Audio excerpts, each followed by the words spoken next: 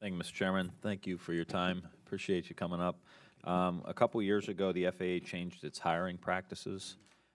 Before, the agency had granted a preference in hiring to graduates of a collegiate training initiative approved program. Kent State University in my district has the only ATC CTI program in the state of Ohio. The program prepared students in the air traffic control field and was considered a prerequisite. Now, in 2013, the FAA dropped this preference and instead relied on a biographical questionnaire to review candidates for air traffic control positions. Many candidates were passing the FAA's aptitude and skills exam, but were failing the biographical assessment. So I've heard a lot of concerns in my congressional district and in Ohio about these changes. People and kids who have spent the time and money to attend the CTI initiative school, and I have a CTI school in my district, as I mentioned, that has played an invaluable role. I've been out, I visited the school, and it's a great program. So I know that you've made some adjustments to the biographical questionnaire.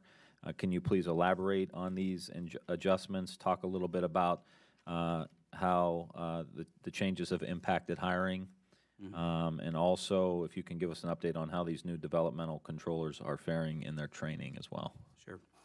The biographical assessment is designed to focus on factors such as flexibility, risk tolerance, self-confidence, resilience, stress tolerance, those sorts of things. And so it is a set of skills that are as important as the basic skill tests that are included in the ATSAT itself. The principal factor that I think affects people's ability to get a job, however, is just the sheer competitiveness of the profession. On average, we hire something between 1,600 and 2,000 controllers. That's what our target would be for a year.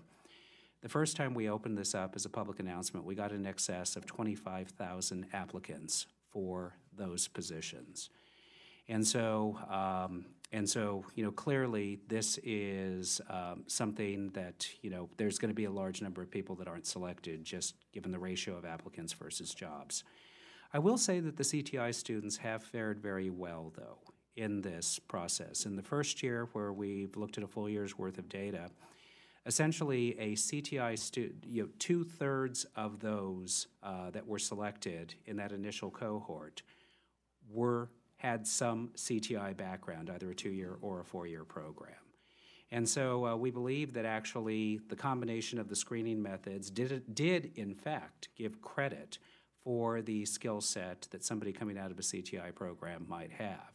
And that was reflected in the applicant. Are we running the risk of kids not going into those programs now and not having that high level of qualification? Like you said, they're making their way in. Mm-hmm. But I don't think so. I think that what we're seeing a lot of the programs are doing is adopting a broader base of potential job series that are there. And so I think that it's probably fair to say that you're far better off if you go into any kind of a collegiate program, keeping open a whole lot of options of possible careers in the aerospace industry that could come out of it and not necessarily limiting yourself to air traffic.